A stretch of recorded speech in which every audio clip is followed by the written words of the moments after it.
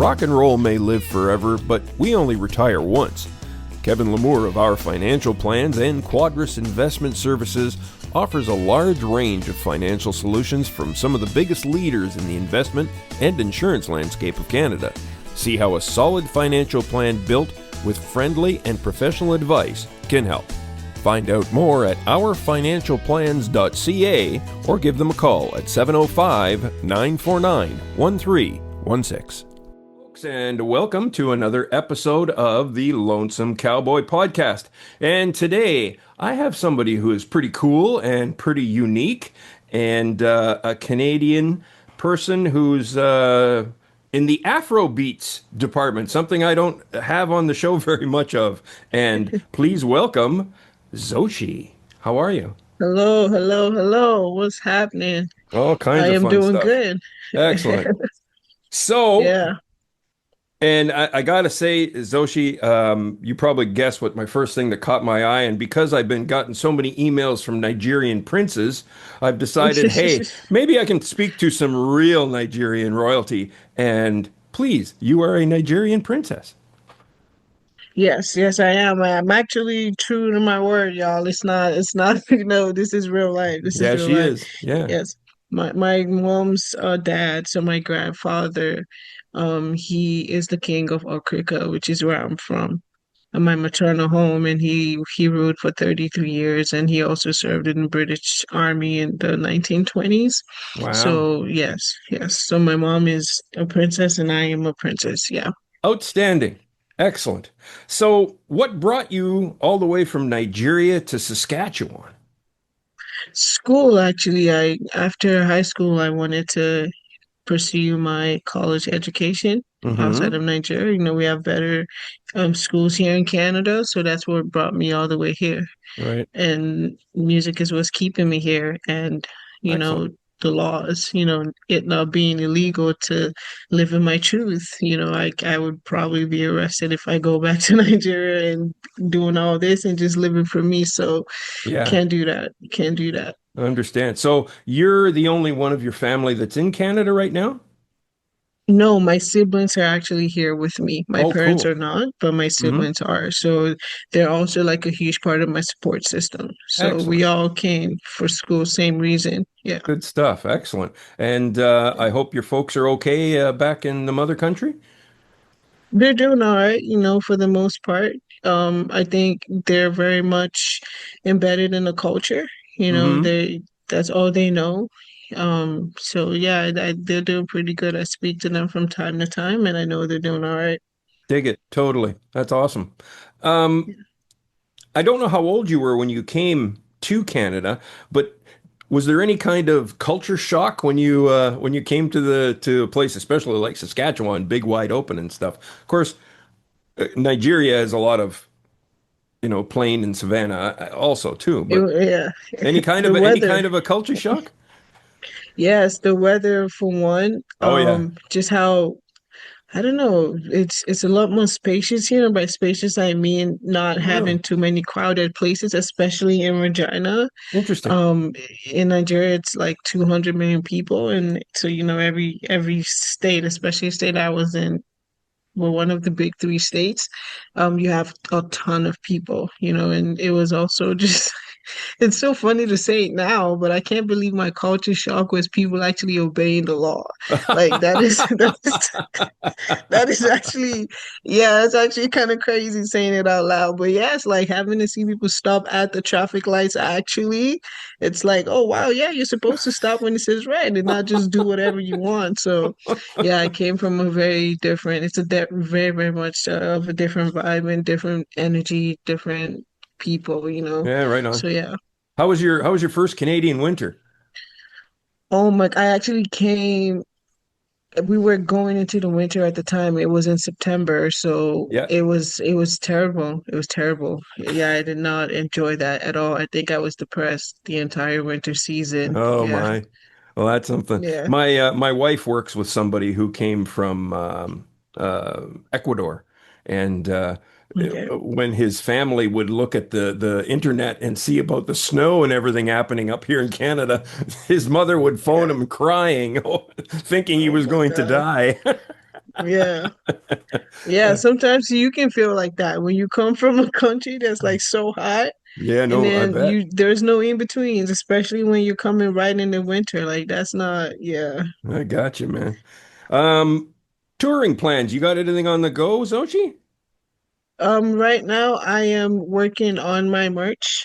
For touring, not yet. That would be 2026. Cool. I'm just working on a lot of my merch. If you guys can see this, actually, it Yeah, give says it a plug, Zochi, man.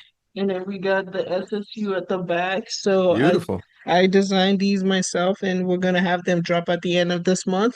Cool. And I'm also just working on my artist in residency program with See My House, Yeah. with Solitaire, Joel, Michael Williams. Yeah. Michael Williams, there's a name I haven't heard since Much Music. Yes, yes, yes. Michael is a family. Yeah, no, outstanding. So, since you mentioned that SEMA, can you tell me what that's about and what that's done for you? Yeah, so SEMA is the Canadian Emerging Artist Music Awards, Okay. and they also have an artist in residency program, which just kicked off this year, the summer actually. So I am the first recipient of that. And what SEMA does is they help artists, build their careers and go through an artist development plan for like a year, and then they help you to settle in the industry.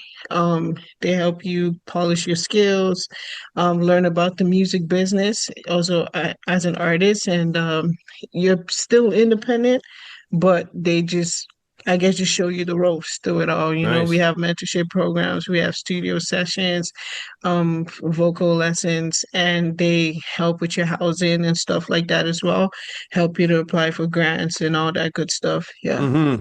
Yeah. The shows you how to do the struggle to be a musician right properly, doesn't it? Right, exactly. So it's just having like a team of people that work with you while you're still pulling on the independent artist ropes. Yeah. Mm-hmm. So, this program is about DIY artists, and you're starting to get a little better in that DIY department because you got some help. But prior to that, you didn't have any of that stuff. So, what kind of a advice can you give to those emerging artists if they don't have something like you have working behind you? I would say plug into your local music scene, especially like your local music organization. That's how I started. I was connected with Sask Music, so Saskatchewan Music is the name of the organization, the music organization that governs a lot of our music stuff. Mm-hmm. And through that program, through that organization, I was able to tap into their free mentorship sessions. And that's how I got connected with people in the industry because they hire mentors from all over Canada Mm-hmm. with substantial credentials, obviously. So I would say just plug into your local music scene. If you want to do music as a career, you have to. You just have to network with the folks that are already in it, and just don't stop researching, don't stop applying to radio stations. Take a chance on your first grant. I know no independent artist loves to apply for grants. It's like the most tedious thing, or anybody. I don't know who loves to apply for grants. If Yeah. you're out there and you want to help, please come my Yeah. way. I would gladly, hire you. But yeah, so just take the first step in all of those things. And if you need the help, just ask for it. Just ask for it. That's what I did. Excellent. Excellent. That's Yeah. outstanding. Yeah. Now, before you got involved with SEMA, you had a little bit of an issue when it came to one of your songs, particular one, Alone, and it was kind of a copyright thing. And Yes. there's Yeah. that great thing where you got to learn the That, ropes, right? oh So, my God. Yep. yeah, Yep. so I bet you probably got some lessons to learn from that. Can you relate to the folks what that was about, and how you overcame? Yeah, so own all your music. Even though you're working with friends or you're working with people that give you their word, things change. not to throw anybody under the bus, but you can't really, you never know what's going to happen tomorrow. So make sure you have that. It's a tough conversation to have. I've experienced it myself because a lot of people just want to make music for the fun of it. And oh, I trust my friend. I don't think they're going to do anything like that. But at the end of the day, it is your intellectual property. So yes, I did have a song that my first Afrobeat song, actually, the song that actually put me on the map, I would say, in my local Mm-hmm. music scene that made people, be like, who's this Zochi? Like, this is a great song. I had that song taken from under me. The producer had sold the music to a bigger artist, like a much more Oh, bigger artist. I don't blame him. I mean, uh, you got to be loyal, but hey, that bat came knocking and he answered the door. So, yeah, and we did not have anything signed. So I had no say in that. But yeah, that is not, I would not recommend. Whenever you're doing music, you're working with a producer, you're working on a song collaboration as a songwriter, make sure you have your splits down, have like a lawyer look it over. If you can't afford a lawyer, tap in again to your local music organization, tell them this is what you're trying to do. They will probably help you for free, or for little to nothing, and just get it done. Just get it done. Have all that paperwork in your bag. Yeah. mm-hmm. Yeah. And I'd add to that to say, because I'm in a town where there is very little in the local music scene. And in Northern Ontario, where I'm located, there is a lot of small towns that don't have a scene. So I always recommend organizations like Ontario Creates and, Yes. Yeah. the one I belong to, Folk Canada. Great Yes. Yeah. opportunities where you can network and find out information from somebody that can help you through that kind of stuff. And Yes. that's a Yes. fantastic story. That's excellent. This is the kind of stuff I want folks to hear about. Yeah. Yeah. So, and the common thread that I ask every artist that comes on here, especially the DIYers, is big label comes up to you and offers you that record deal that's just, oh my God, I can't say no. Or do you take it? Or don't you take it? Because you got kind of an idea what it's all about right now, right? You had a Yeah. taste Yeah. of how it can slap you back. So what's your Yeah. thoughts on that kind of stuff? I think I want to be independent fully. I don't know the legalities of how these things work just yet. Again, that's something that I'm learning by the end of my artist in residency program, to have all answers to all these questions, Yeah. because I do plan to take my music further, obviously.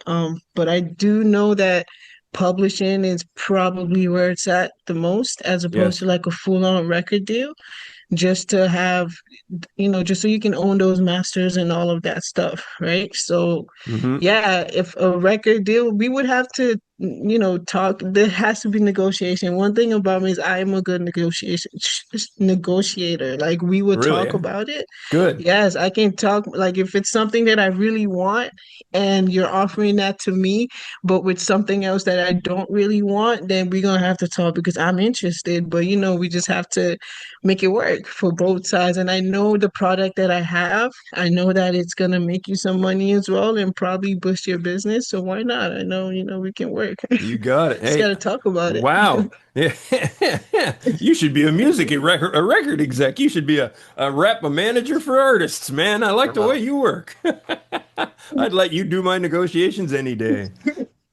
Outstanding. So, we all heard the speech by Chapel Roan when she at I think it was the Grammys, when she kind of ripped the music industry a new one for not being very kind to new artists and that kind of stuff.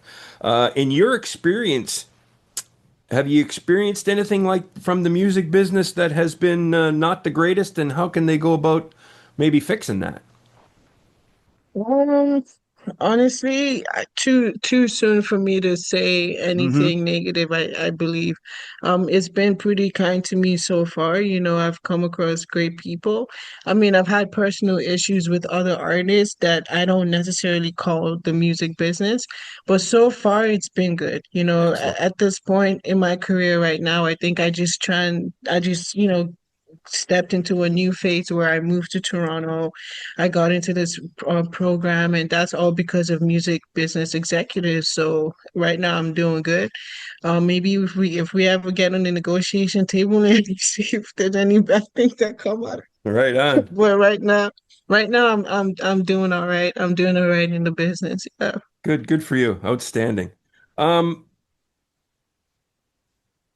with the way the world is today, and I know, and I get this from your bio because I thought it was uh, excellent the way you really leaned on it. So the way the world is today, do you believe love can save the world? Like really, it's an ugly place out there. How can you love people that don't want to be loved, you know? Yeah, I know. I know. I believe that it can, but I do believe it's going to take some sacrifices as well. Anything that has the potential to be great, there has to be a sacrifice made. And I think that sacrifice has to start with self, where we have to sacrifice a lot of our self-interest for the good of the other people, right? Not to get into religion because I'm not a religious person, but I think Hmm. love already saved every single one of us. My faith teaches me to believe that Jesus died for my sins, and that's all I need to know. And I can carry that love and apply it authentically in my own life, in my society, in my community, the way that it's supposed to be. So I think we just have to love one person after another, love ourselves first, and be confident that you're not going to lose yourself because you choose to help somebody. That fear is not, that's not the way God wants anybody to live, whether or not you're a Christian or a Muslim or whatever. Love is a universal language. It's not a religious language. So Yeah, yeah. yeah, that's how Yeah. I see it. And I'm still living it. I'm still trying to figure it out myself as well. Yeah. Oh, you know, those are words because there's extremities on both sides of the Christian, like you said, the Muslim and the whole deal.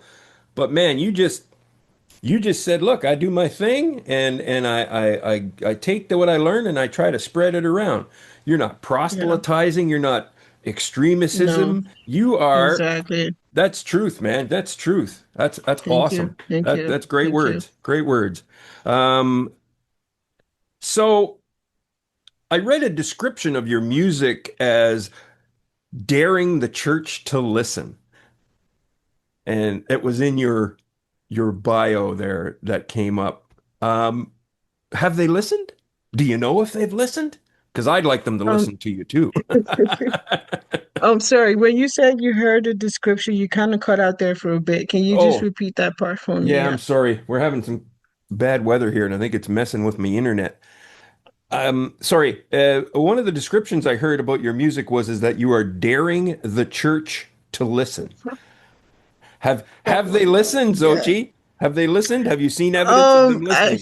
Because they need I to would listen to hope you. that they have. I have some people from my old church that still follow me till this day, and Nice. keep up with my stuff. And I know before I left the church, which is a very personal story of mine, obviously didn't leave faith. It's just Hmm. I left the church for reasons that did not align with my mission and my journey. I know that I was heavy on the same things that I am right now with that acceptance and that love and, and all of that. But I guess I hope they do because we need the church, or at least the people that claim the same faith that I claim. We all need to be on the same page. Otherwise, like Mm. we're divided. And if we're not on the same page, then that's fine because then I'll always find somebody that's on the same page with me and still in the faith.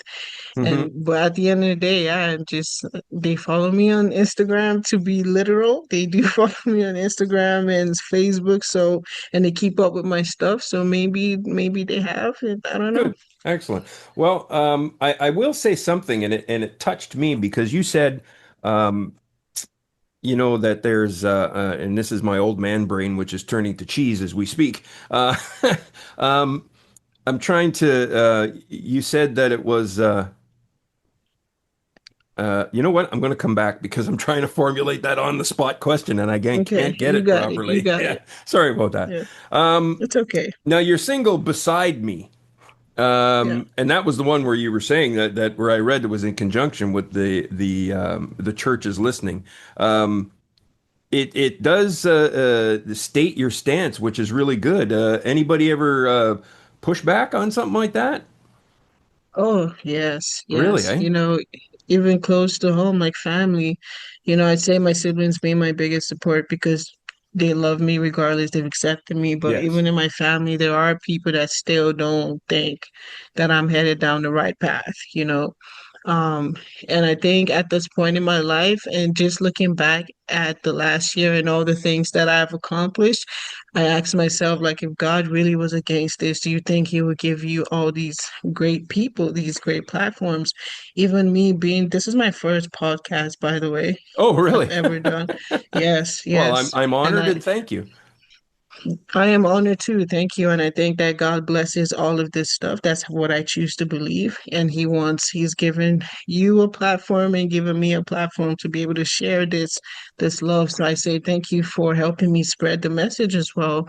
Hmm. So I have gotten pushback from a lot of people, a lot of people. Even here in Canada, like wherever, I don't think it will ever end. But at the end of the day, I look past all of that because there's souls waiting on the other end. Like there's a lot of there's people waiting on the other end. Like, and if God is saying yes to me, it doesn't matter who's saying no to me. So that's just how I live. Yeah. That's outstanding. I kind of came together with that question I was putting together. You mentioned something that kind of touched me. You said sacrifice. We all have to sacrifice. And I Yeah. have said that over and over and over again that this world has Nice. switched tracks, and the tracks that they're on right now is heading straight somewhere that ain't good. Yeah. Because I've always said everything that's going wrong in the world is because everybody says I'm not sacrificing. It's about Mm-hmm. me. It's about Mm-hmm. me, me, me, me. I want me. Yes. Yes. Yeah, and there's less about, guess what, folks? At this time in our world, we have to pull back a little bit, you know? We can't be Yeah. that big force that's always out there in front of people's faces because it's like, you know, take it easy. Yeah. Yeah, exactly, exactly. That's what it is. The whole concept of loving yourself and loving your neighbor is I treat that as a human being, like you can tell if you're good and if you're not good, right? Hmm. So assuming that you're good, you can't really tell if your neighbor is good. So put that aside because you know you're good. You know you're good. Now go over there and check on that person and know that they're good too, right? And when you do that, you build that's an energy that transfers. That's a character that transfers and everybody shows up or you inspire the next person and next thing you know we're changing the world in the wild. I know it's such a wild thing to think of, but it is possible. I know it is possible, and that sacrifice has to start with self. Like there's no other way. There's no other way. And there's no point of being selfish because you know who you are. Just step outside yourself for a bit and go help the other person. And you Hmm. might just learn some things about you too while doing that. You might just come across a new side of you that you've never seen. Yeah. Wow. No kidding. Um, Thank you for that. That's incredible, man. Uh, Thank you. Thank you. People need to Thank hear you. that. People need to hear those words. That's exactly what it's boiled down to. Outstanding. Exactly. Well, look, Thank on a lighter you. note, I always have to ask this question because I'm sure your folks are probably very traditional, somewhat. And told them, okay, you did go to university, and I'm sure they're very happy that you have a degree and the whole deal. But when you said to them, Mom, Dad, I'm going to go be a full-time musician, what was the response? Oh my God. My dad, he's always supporting my music, but he's always let me know, hey man, I love your songs. I love the music that you make, my daughter, but I need you to know that it's not gonna make you no money. And I'm all about the about the money. He's Yeah, always said that. yeah, Always yeah, said that. yeah. Oh my God. So, but now he's much more accepting of the fact that this can actually it has the potential to be financially stable, if that's where we end up, which is Uh-huh. my goal, right? Yeah. But he's only accepted that because he's seen the big move. right? Me moving Sure. to Toronto, and he knows how expensive it is out here and all that. And so Hmm. he's like, okay, I will trust it. You know, if people are trusting you and giving you these opportunities to make such a big jump in your career, then maybe it is going to lead somewhere. So let's just watch. And but yeah, that is the story of my life. A lot of my folks, they don't. Back home in Nigeria, you're a musician. It's like a normal thing. And the African person be like, "Yeah, you don't have a future. You don't have a future. All you want to do is smoke weed and drink alcohol. We know you don't have a future." So it's audacious to tell your African parents that you want to pursue music after they paid that much money to send you to school. Nah, like this cannot be happening right now. I love it. Yeah. I love it. That's fantastic. Sochi, tell everybody where they can find you and follow along with your career. Yeah, so you can find me on my website, www.zochimusic.com. So Right on. Zochi Yeah. music.com. On Instagram, official Zochi Music. On YouTube, official Zochi Music. On Apple Music and Spotify, Zochi, Zochi. Yeah. Outstanding. DIY folks, there's going to be some great information. This is going to be one of the most informative podcasts I have had because I think we should all Wow, follow you, by thank the you. way, Zochi. We should all follow you because we're going to get to watch you take it from where you are to where it's supposed to go. And that's Wow, the that's cool so part. kind. Yeah, Thank that's you. that's Thank you. something. I No, appreciate this platform. Thank you well, so much for being a part of the journey, of course, you for are giving me a space. Yeah. anytime, man. I've always said that, at my shows, the Yeah. rainbow flag flies and I it love flies it. I love virtually it. here We because need more of you. We everybody need is you. We welcome. need you. Everybody is welcome. I don't care what you Thank dress you. like, Thank who you. you love, Thank who you. you walk with. I don't care. Thank Just you. just Thank don't you. be hating. We don't have time for it. Don't be hating. No, no, we don't have time for the haters. Yeah. No, no, no. Zochi, thank you so much. And I really appreciate you coming on the program. Thank you. And I wish you so much of the best. Thank you. You too as well, Brian. We'll keep in touch.